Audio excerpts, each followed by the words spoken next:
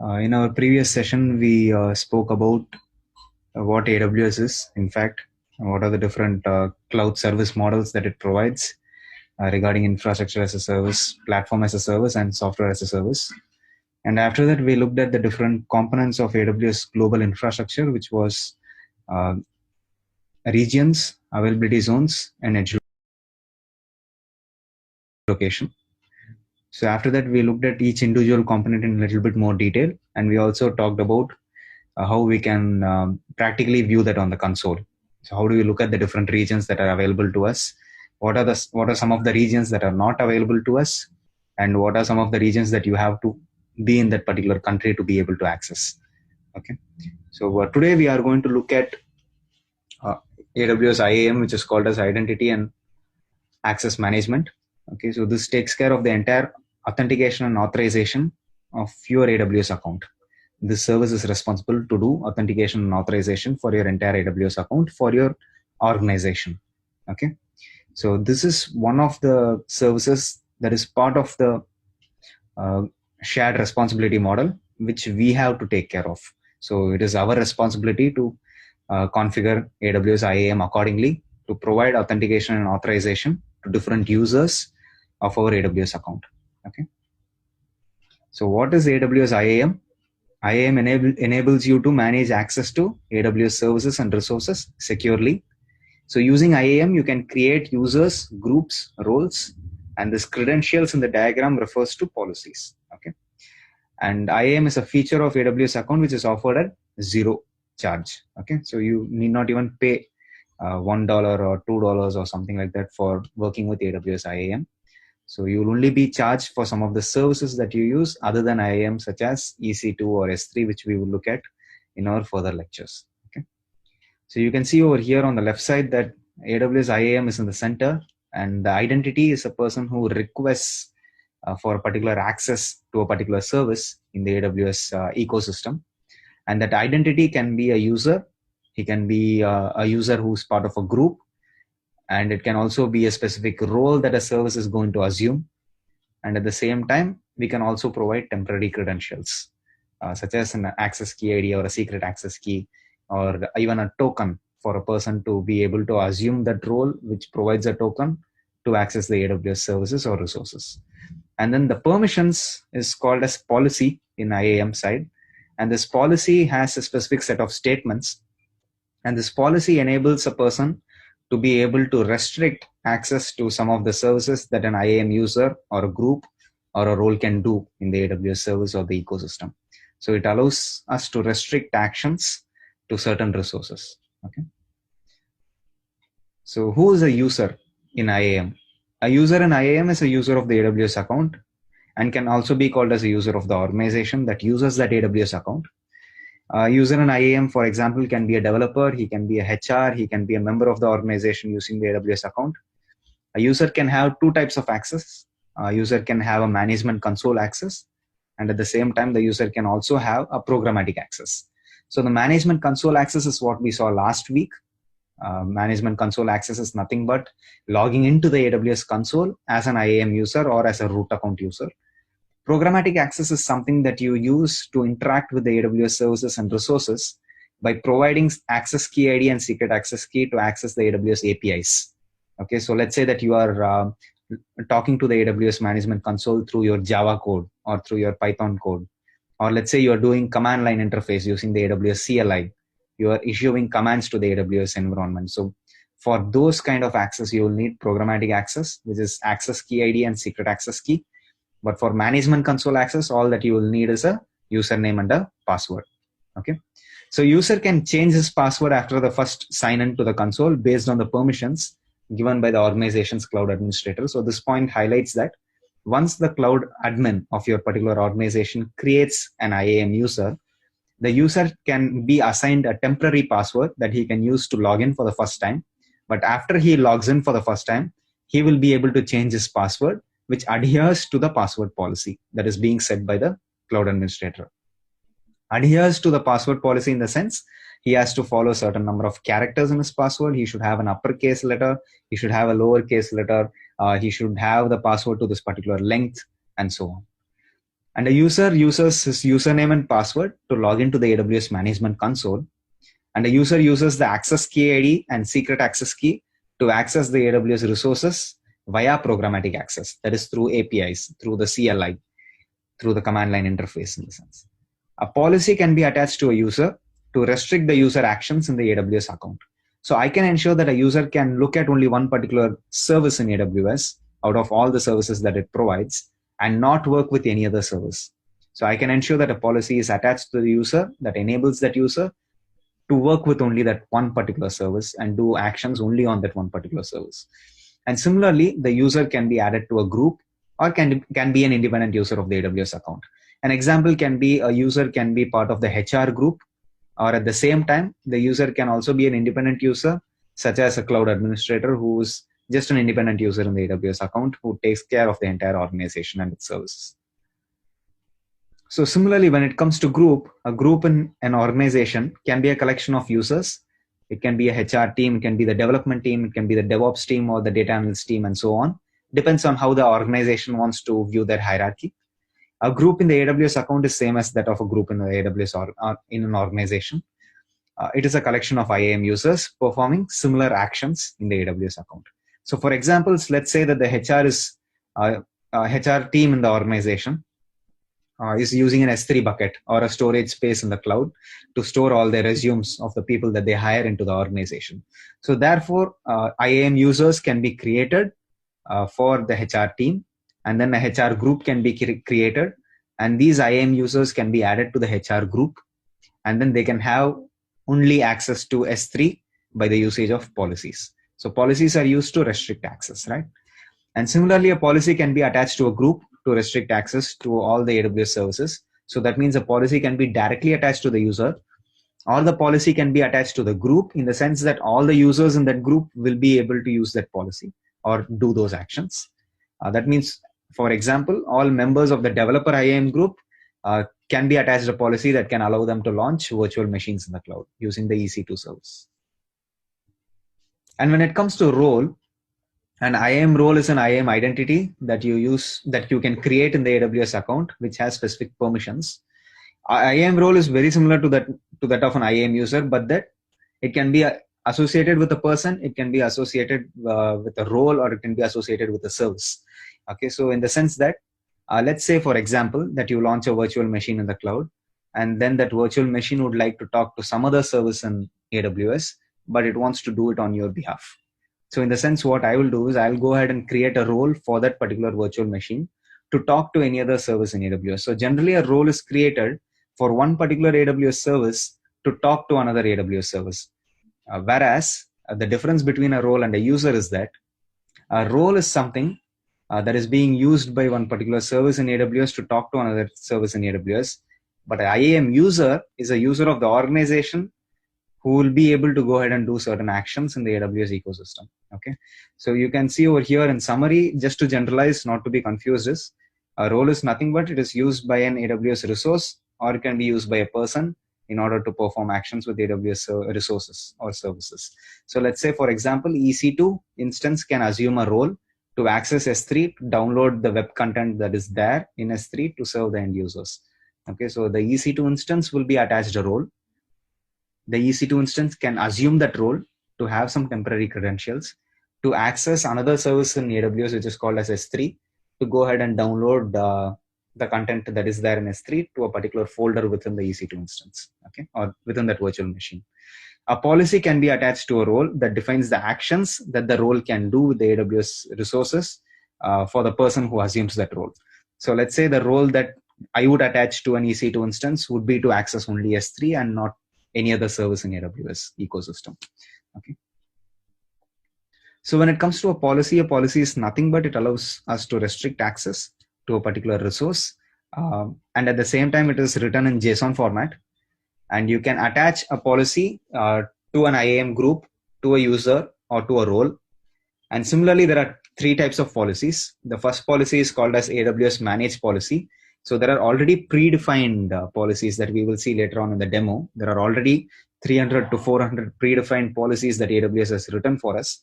Other than that, you have a privilege to write your own customer managed policies, which perform some specific tasks. And you also have the permission to go ahead and create inline policies which are tied to one particular entity or one particular user. Whereas AWS managed policies and customer managed policies can be applied across users, across groups, across roles. But inline policies are one-to-one mapping with that particular entity that you attach with. And you can create policies through three ways. You can go ahead and import a managed policy within your account and you can edit it to your specific requirements. At the same time, you can also go ahead and create your own policy with two different ways. One is using the visual editor, which is a nice graphical user interface, which allows us to specify certain actions, certain resources, and so on. We will be seeing this a little bit later in the demo. And you can also write the JSON policy document by yourself and directly copy paste the JSON policy into AWS IAM. Okay. So a nice example of an IAM policy that provides administrator access to the AWS account is, these are the elements of the IAM policy. So you have version, you have statement, you can have multiple statements because statement is an array over here, within which we have effect to be allow or deny. So I am allowing access to all actions, to all resources within the AWS ecosystem. So by default, this becomes the administrator access policy. And the version, meaning that when AWS came into existence, they have been using certain version numbers for the policies that they have defined. So any new policy that they add will have the latest version as a date mentioned over there. But this administrator access policy was created in the year 2012. Okay. And as discussed, we have 5 elements to the IAM policy, and you can maximum have up to 5 versions. So let's say that you create a policy for the first time, then you go ahead and edit it at a later point of time. So that means you have 2 versions of the policy right now. Similarly, you can have 5 versions of the policy.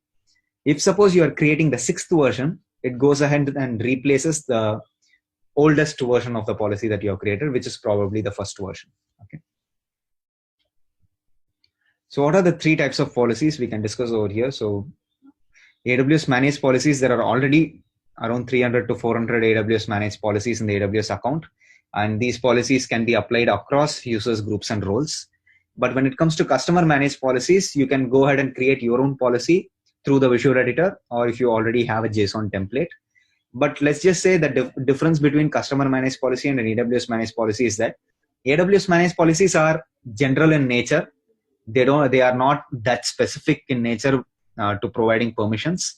But when it comes to customer managed policies, you can ensure that you give very specific conditions over there. So for example, you can say that I'm going to provide access to only writing content to a specific folder within a specific S3 bucket. So this kind of granular permissions is not available with a AWS managed policy. Okay. So these policies also can be applied across users, groups, and roles. But when it comes to an inline policy, it is embedded to only one principal entity. So it can be attached to only one group or one user or one role. Okay. So it is a one-to-one entity mapping. Okay. So some of the features of IAM other than user groups, roles, and policies that we discussed are, you can give fine-grained access control to AWS resources. So you can minimize the space of attack. If suppose an hacker is going to go ahead and try to access your AWS account, providing fine-grained access control to all your users or groups is a very good practice. Ensuring that you have multi-factor authentication for privileged users in the sense that there are 2 layers of security to log into your AWS account. The first layer is your username and password, but you can also ensure that you have multi-factor authentication similar to that of Google, while you can provide your 6-digit code that you are having within your mobile, right? So you have an app in your mobile called Google Authenticator, which you can install and use to provide the second layer of security to your AWS account.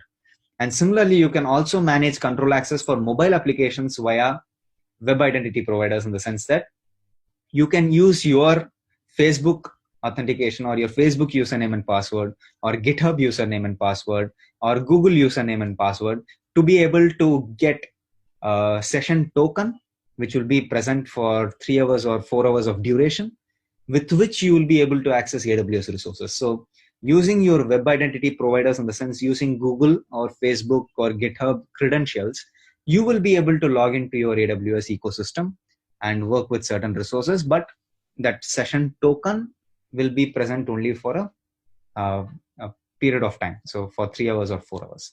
Similarly, using IAM, you can also integrate it with your corporate directory.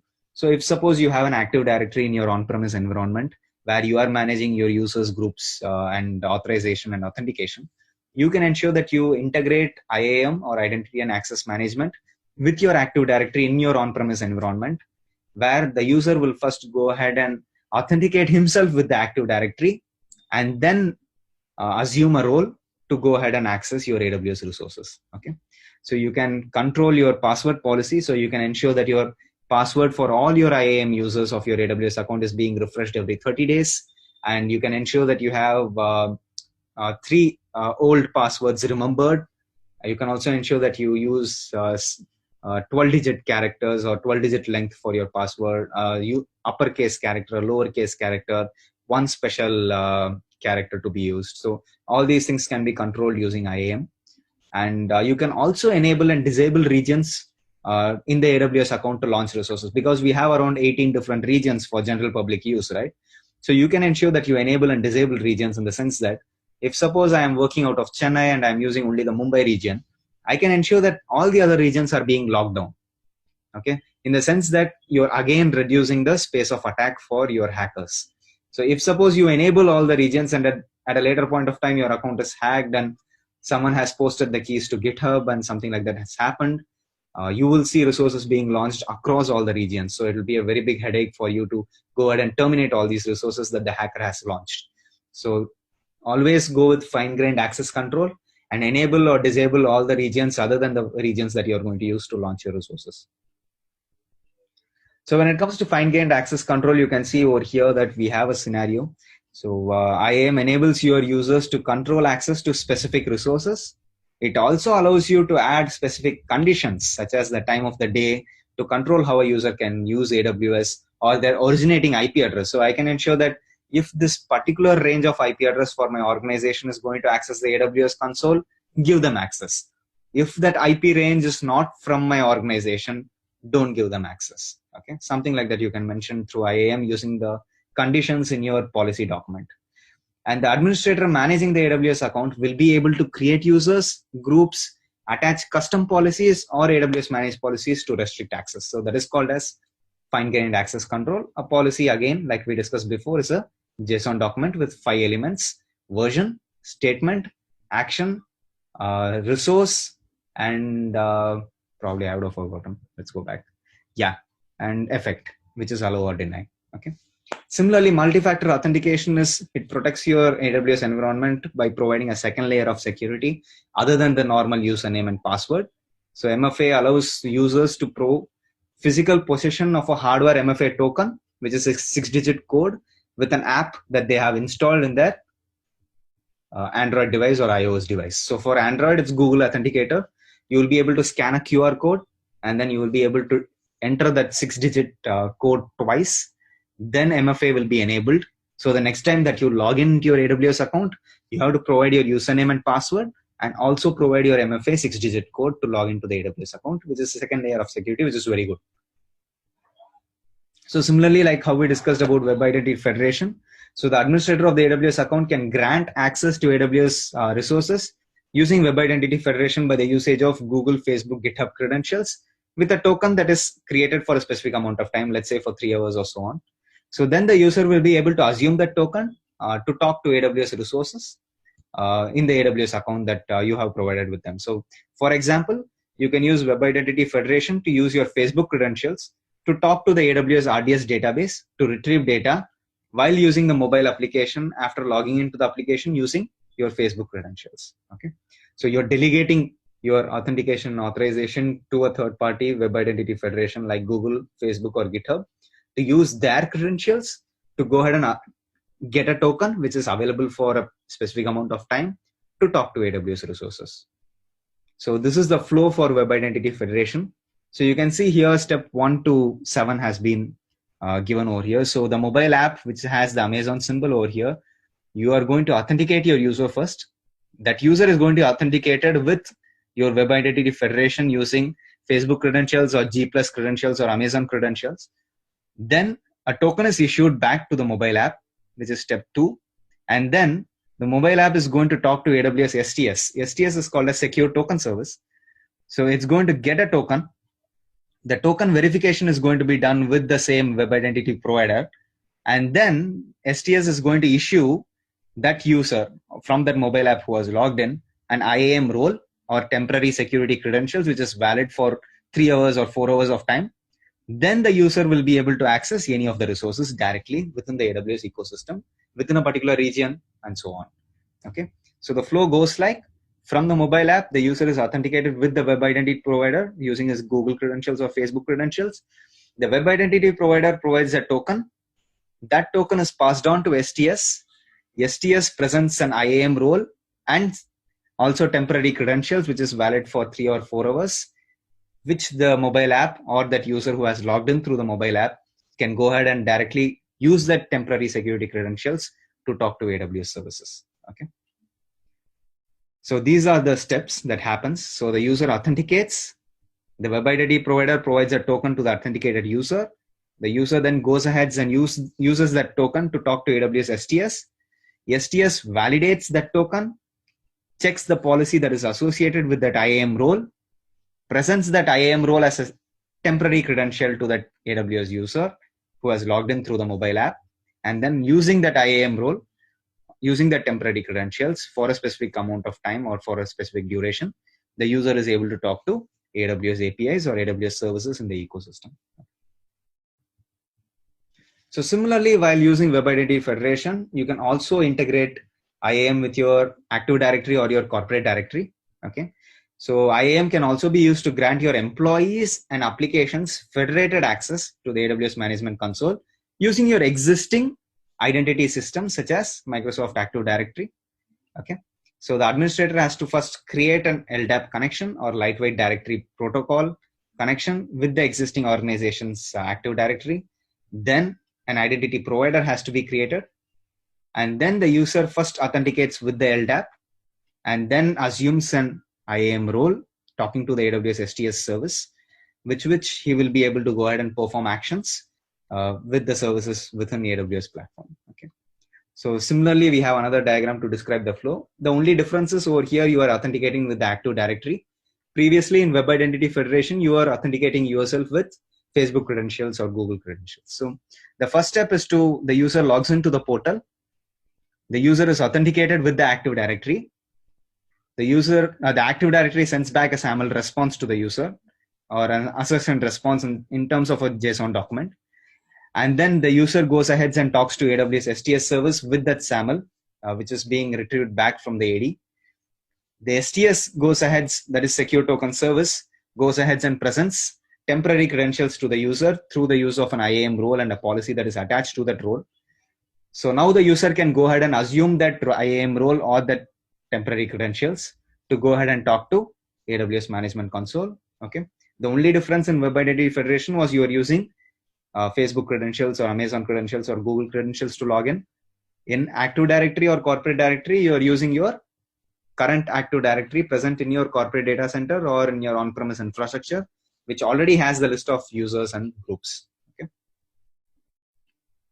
So best practices when it comes to IAM is that you have to create individual users. You have to manage permissions with the use of groups. Grant least privilege in the sense which we were discussing before regarding fine-grained access control. Always turn on AWS CloudTrail. We will look at CloudTrail later in a future lecture, which talks about auditing. So each and every API action, each and every action that the user does on the AWS console is being audited, is being logged, and that is through the use of a service called as CloudTrail. Configure a very strong password policy. Like I mentioned, you can use uppercase, lowercase. You can ensure that you always remember 3 previous passwords. You can ensure that password retention period is 30 days. So every 30 days, your password is changed. And enable MFA. MFA is multi-factor authentication to provide a second level of security to your AWS account. Use of IAM roles for EC2 instances is the best practice. Never use access key ID and secret access key. And then you can go ahead and use IAM roles to share that access. Always rotate your security credentials regularly, like every 30 days or every 15 days, ensure that you rotate your security credentials. And restrict privilege access further with conditions like we mentioned before.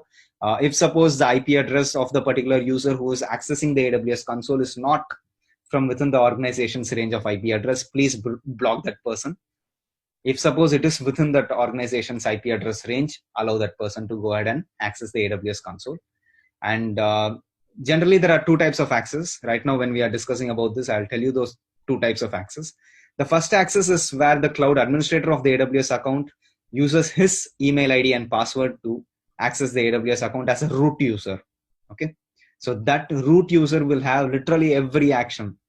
He is attached the administrator access is what I would say. But as an IAM user that you create for an organization, like a person who is part of the HR team or a person who's part of the development team, these users are called as individual IAM users. Okay, so they will have their own separate login to the AWS console. Okay, we will see both these different types of user access. So me being a cloud administrator will be using the root access, and let's say we will create a user who's part of the HR team, who is an IAM user who will have limited access to the AWS console. And then we will log in as both these users and we will see the difference. Okay. So going to the demo, what we are going to do in this demo is we are going to create two users in IAM. Okay. And we are going to present both the users with AWS management console access and programmatic access. So they will be able to log into the graphical user interface, and they will also be able to talk to AWS services using their Java API or Python API or AWS CLI for simplicity's sake. And these two users, we are going to ensure that we create new passwords for themselves on signing into the AWS account. So like I mentioned, while creating the user, you can provide a temporary password. Okay. But when these users log in for the first time using their credentials, they will be able to create a new password for themselves. So we will ensure that configuration is also provided. And we are going to add these two users to the HR group. We are going to add a policy to the HR group to create or to access AWS S3 service, to add more documents or create more documents and push them to S3. We are going to attach the AWS managed policy called Amazon S3 full access, which is already present for us. Like I mentioned, you have 300 to 400 managed policies, which AWS provides us with.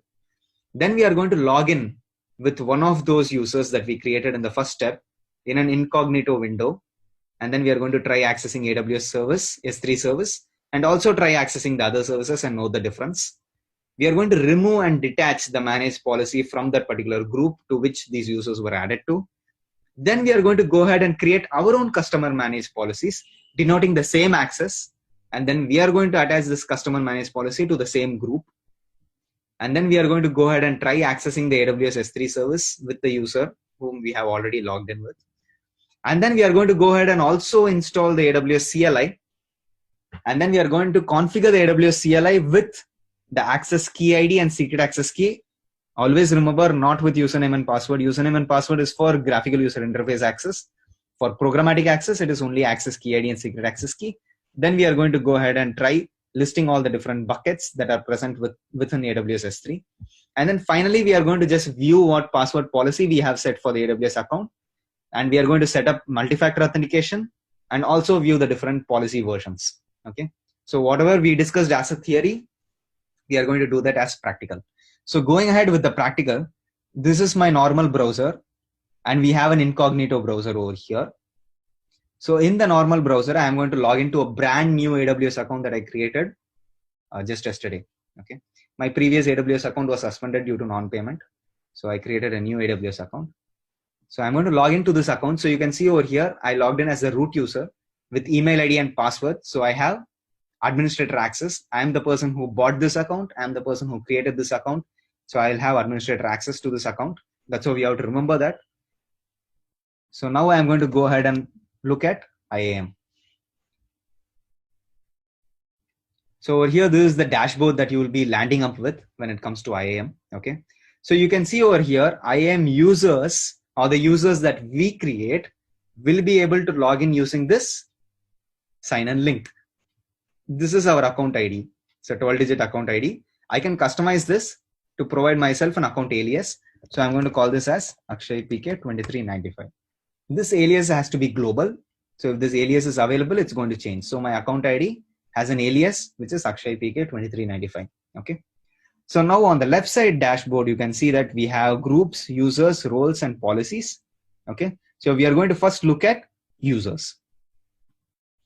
So right now I have one user that I have created. Okay. But now we are going to create two users according to our demo. So we are going to create 2 users. So I'm going to add a user. I'm going to give the user name. So since we have Hariharan as part of this call, I hope he's there. Yeah, so we have Hariharan as part of this call. We are going to add a user called Hariharan. And then the next person that we are going to add is called as Karthikeyan. Okay. So these are 2 users who are part of the HR team right now. Okay. And then we are going to give both these users programmatic access and management console access. So the second that you click on the management console access, you will be prompted with the console password. So I can have a custom password for both these users. Like, let's say that my organization is Coda Global. I'm going to go ahead and give a password that's going to be like Coda Global 123. Okay. But then I can also ensure that these users on logging in for the first time have to change their password. Okay. So that is this checkbox. Okay. Right now I'm going to give custom password. Okay. I'm going to give a custom password that I can remember. Okay. So this is the password that I generally have. Okay.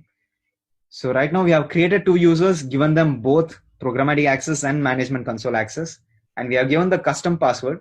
So for the first time that Hariharan or Karthikeyan logs in, they will be using that username called Hariharan and the custom password to log in for the first time. But when they sign in for the first time, they have to change that password immediately. Okay, we will see how that works out. Next, we can attach permissions. We can add this user to a group. We can copy permissions from an existing user, or we can attach existing policies directly. So just to show you that AWS actually has so many managed policies, you can see that when you scroll over here, you have so many managed policies. All these are denoted by this symbol, cube symbol, which is an AWS managed policy. Okay. So right now, I'm not going to give any policies to them, not directly attach policies, but I'm going to add these users to a group. Okay. So let's see how that works out. So I'm not going to attach any policies to them. I'm going to directly click on next tags. I'm going to give a name tag, and probably not a name tag, but a team tag. Okay. This is just to ensure that these 2 people are part of the HR team. Okay. And next, review, and then create the users. So now both these users will be created. So as a cloud administrator, what I would do first is I would go ahead and download the CSV file. Okay. The second thing that I would do is send individual emails to both these people within the organization. Okay. So email is it's like a sample template that is already created. So you can see over here the choose an email provider. I can use any other email, but right now I'm going to quit. So you can send an email directly to these users. So you can see over here that this user is created. The IAM user change password policy has been attached to them. Access key has been created. Okay. So right now what I'm going to do is I'm going to just copy Hariharan. I'm going to go to my incognito window and I'm going to log in as Hariharan. Okay. But before that, we have to add them to a group and attach policy, right? So I'm going to go ahead and click on close. Since I've downloaded the credentials file, I'll always have it. So Hariharan and Karthikeyan are 2 users that we have created. Next, we have to create a group. Okay. So we'll click on create group. I'm going to call this as HR. So to this HR group, I can directly attach a policy. So right now I'm going to attach the managed policy that we discussed in the demo. Amazon S3 full access and read-only access. So like how I mentioned before, managed policies which are given by AWS as well as customer managed policies, the only difference is that these are generalistic in nature. You will not have fine-grained access control with AWS managed policies. You have to create your own policies for fine-grained access control. Like, let's say, for example, I want to access a particular folder within this bucket. I have to present my own policy for that in a JSON format. Okay. So right now I'm going to attach Amazon S3 full access to this group. And then I'm going to click on next step. I'm going to create the group. So the group is created. The group right now has Amazon S3 full access policy, but they don't have any users. So I'm going to add 2 users to this group. I'm going to add Hariharan and Karthikeyan to this group. Click on add users. We have added. Okay. So right now, if I log in as Hariharan, I should be able to have access to S3 alone and not to any other service. Let's check that out. So I'm going to go to my incognito window, my account, AWS Management Console. It's going to directly take me to the sign-in link. Okay. So in this sign-in link, you can see over here, he's asking you to enter an IAM user, enter your account ID, or your account alias. So we set our account alias in the dashboard. We set our account alias to be Akshay PK 2395. So we are going to present Akshay PK 2395 as our account alias. Click on next. So it's going to directly redirect me to my sign-in link. Okay. So now I'm going to log in as Hariharan as the IAM user and the custom password that I created for him. Okay. When I click on sign in, it's going to directly ask me to go ahead and create a new password, because after the user signs in for the first time, a policy that has been attached to him was to go ahead and create a new password for himself. Okay.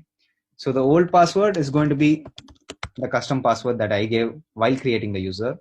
Now Hariharan can create a new password for himself, but he has to adhere to the password policy that has been set in the account. So what is the password policy that has been set in the account is that you can see over here. So this password policy, okay, we are going to set it over here. So this password policy right now has only 6 characters in length. Okay. And it requires at least one uppercase, one lowercase. None of these checkboxes have been clicked. Okay. So right now, if I present a password with less than 6 characters for Hariharan, it has to give me an error message on top. Okay. So I'm going to say, this is my new. Okay. So your authentication information is incorrect. Please try again. So you have to adhere to the password policy. This is the old password. I'm going to give a new password which is greater than 6 characters in length. I'm going to confirm. So now once I have confirmed, it's going to automatically dynamically select a region for myself, for Hariharan in fact, who is part of my AWS organization account. Hariharan at my account ID alias. So it has selected the Ohio region. So now as Hariharan, I can go ahead and access S3 because that was the policy that I attached to him while creating the group. So I can type S3. I'm going to open it in a new tab. At the same time, I'm also going to open EC2, which is another service to launch virtual servers in the cloud, which Hariharan does not have access to. So as S3, I'm able to view my buckets. I'm able to view my content and all these. Okay. But when I go to EC2, he says, you're not authorized because Hariharan as a user does not have access to EC2 service. Okay. So next thing, similarly, this is going to happen when we are going to log in with Karthikeyan also. Okay. And at the same time, as Hariharan, he has been given programmatic access other than the management console access. So for management console access, he has logged in with the username and password. He has also changed his password after the first time that he signed in. But then for programmatic access, I'm going to go ahead and open terminal. I already have AWS CLI installed. Okay. So I'm going to open that credentials file that we downloaded, credentials.csv. Okay. So you can see over here, Hariharan has been given an access key ID and a secret access key. So I'm going to take this access key ID. If you have installed AWS CLI, it's very easy to install. You can install it on Windows or in Mac. With Mac, you can install it with Python pip or with brew. But with Windows, you have to download the executable file and install. Once you have done that, you can go ahead and present this command AWS configure. So it's saying AWS is not found because this is my new laptop. I haven't installed AWS CLI in this. So let's go ahead and install it. So we are going to go and do, okay, let's open a new tab. So let's go ahead, open a new tab, brew install AWS CLI. So we're going to find this. So it's saying over here, it's just called as AWS CLI. Okay. So let's go ahead and install that. So brew install AWS CLI. This is the first time I'm doing it with brew. Let's see how it works out. Brew is also not found, which is good. So that means the next thing that I have to follow is Google is our friend. So I'm going to go ahead and install AWS CLI. So you can directly follow this. This is from the official AWS website. So you can first check your Python, whether Python is installed. Okay. So I'm going to check whether Python is installed, Python --version. version. So I already have 2.7 version installed. So the next thing that I have to do is go ahead and download the AWS CLI bundled installer. Okay. So I'm going to go ahead and copy this command. This AWS CLI bundled installer is going to go ahead and download the zip file, okay, and output it to a file name called as this from an S3 bucket, which is globally present. Okay. So once the installer has completed, we can go ahead and run the next command, which is to unzip the installer. Okay. Unzipped. Now if I press ls, you have the AWS-CLI bundle file. Okay. So then the next step would be to go ahead and install it, and at the same time install it into a specific directory. So we are installing it into the directory user local AWS, and at the same time we are also presenting it as an executable file to the user local bin. It's asking for my password. It's running the command. It's installing.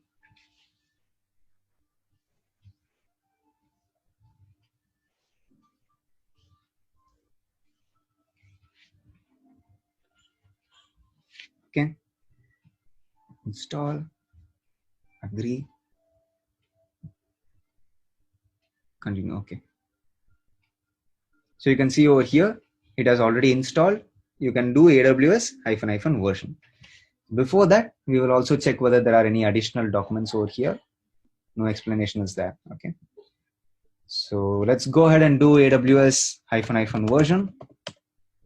You can see it is AWS CLI version is 1.16 right now. Now I can do AWS configure. It is going to ask for my access key ID and secret access key. I'm going to go ahead and log in as Hariharan. So Hariharan's access key is this. So I'm going to paste it in my terminal. His secret access key is this. I'm going to paste it in the terminal. I'm going to choose a region. The default region, I'm going to go with US East 1, Northern Virginia. Default output format, JSON. So now my current CLI or my current terminal is being configured with Hariharan's access key ID and secret access key. Now I can do AWS APIs. So I can do AWS S3 LS to view all the buckets in my account. So it listed out the bucket called Courses Akshay. Okay. So just for readability sake, I'll do AWS S3 LS over here. So it says Courses Akshay 2395. So this Courses Akshay 2395 is the bucket that is available over here. Okay. So similarly, if I do any AWS API related to EC2, I should get an error, right? So if I'm going to say AWS EC2 describe hyphen instances, I may be wrong with this. So let's see. So you can see that an error has occurred. You are not authorized to perform this operation because Hariharan does not have access to EC2. So right now we created two users. We went ahead and created a group called HR team, and then we added the users to that group.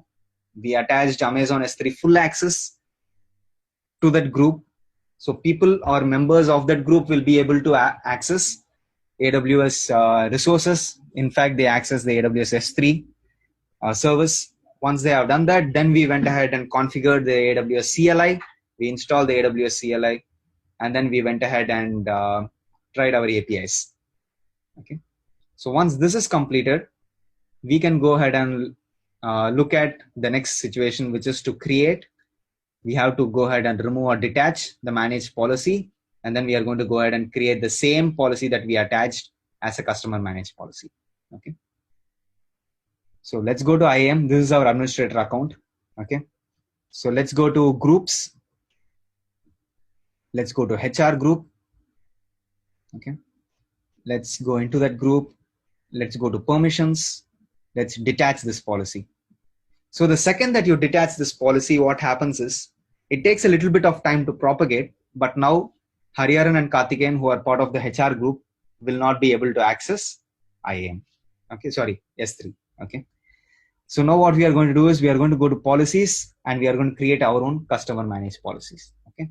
So there are totally 557 AWS managed policies, but we are going to go ahead and create our own customer managed policies.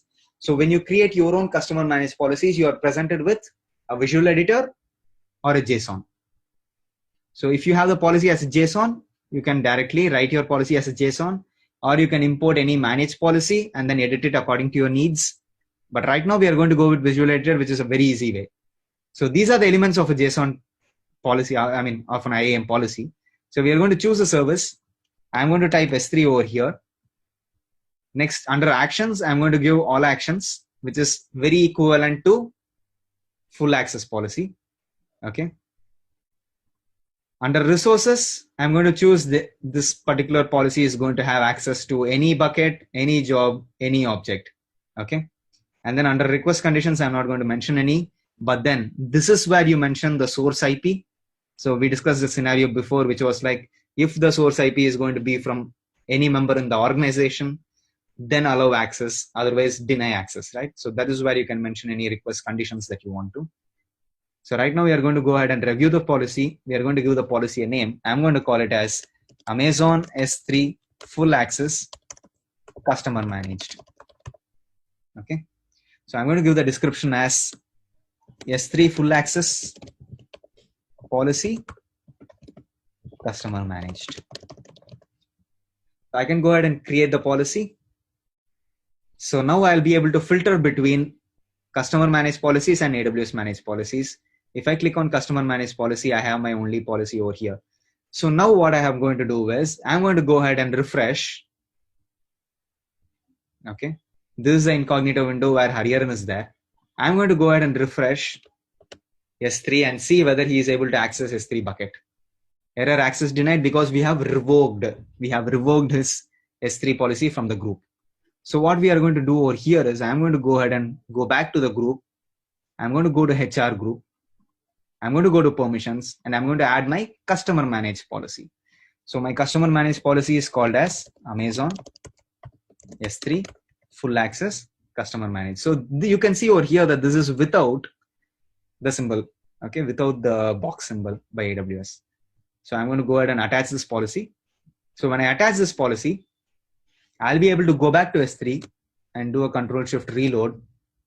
And you can see right now that Hariharan has access through our customer managed policy to S3.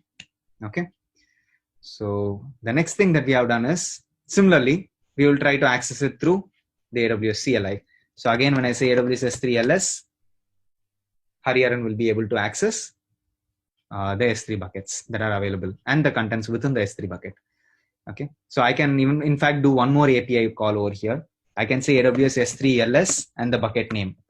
I hope it works. Courses Akshay 2395. So it will list all the contents within the S3 bucket. So the content right now is a folder or a prefix called as SAP HANA. We can confirm this over here. SAP HANA. Okay. So once we have completed this, all we have to view is the password policy, set a more robust password policy for this AWS account. Also go ahead and set up MFA and also view the policy versions. Okay. So I'm going to go back to my admin account, okay, as an admin user, not as Hariharan. And you can see over here under policies, if you go ahead and search for the customer managed policy that you have created, Amazon S3 customer managed policy, you can click on that policy. You can see policy versions. Right now we are on version 1. So you can have up to 5 versions of a customer managed policy. And if suppose you are creating the 6th version, by default, your first version is going to be replaced. And similarly, I can ensure that I have any version over here being set as the default version. So you can have one default version at any point of time. Okay. And similarly, when it comes to the password policy, we are going to go back to the dashboard, click on IAM password policy, manage the password policy. And you can see over here, another thing that we discussed in the slides is that you can go ahead and ensure that you can enable and disable regions to be used in the AWS account to launch resources, right? So you can do over here. Northern Virginia is always active because that is the default region that you're going to work with. Other than that, right now, all the other regions are also active. I can go ahead and deactivate any one of the regions over here. So generally I will work with only Mumbai region and Northern Virginia region. Right now I have resources in only these two regions. I can go ahead and deactivate any other region that I want. But we will look at password policy. So in this password policy, I'm going to enforce that minimum of 12 characters being set for this particular account, minimum of one uppercase, one lowercase character, one number, one alphanumeric, password expiration after 60 days, after 2 months. Always password expiration requires the administrator reset, and allow users to change their own password, and also allow always remember the 3 previous passwords that a particular user has created. Okay. So I'm going to click on save changes. So it's going to be a very robust password policy right now that we have set for this account. And then the next thing that we are going to go ahead and do is, it's going to be dashboard. We are going to activate MFA. Okay. So to activate MFA, a person needs to install Google Authenticator in their mobile phone. Okay. So manage MFA. So automatically it asks us to go ahead and get started with IAM users or security credentials. I'm going to, don't show me this message. I'm going to go ahead and continue to security credentials, which is over here. Under multi-factor authentication, I'm going to click on activate MFA. So you can use a virtual MFA device, which is a mobile device, a mobile app that is installed onto your phone. So I'm going to go ahead and click on continue. So the compatible app that you should have on your phone is Google Authenticator. Okay. So I have Google Authenticator with me. I'm going to scan the QR code. So I'm going to show the QR code. I'm going to scan the QR code. It is presenting me with 2 MFA codes right now. So I have to present the 2 MFA codes that are being displayed in my mobile phone. I'm going to wait until it times out to present me with a second MFA security code, 815090. So I'm going to assign MFA, and then the device has been successfully registered. So now if I log in out of the root account, if I sign out of the root account, and I sign in again back to the console,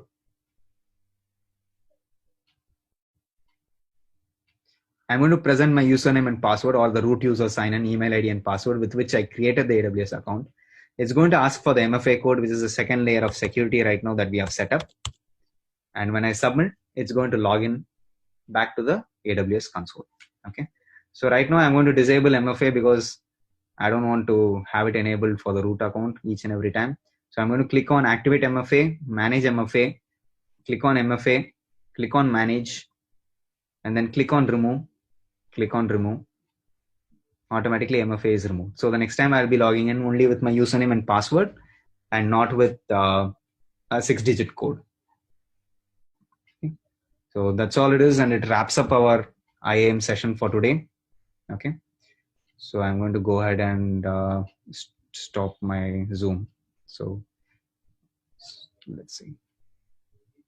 Okay.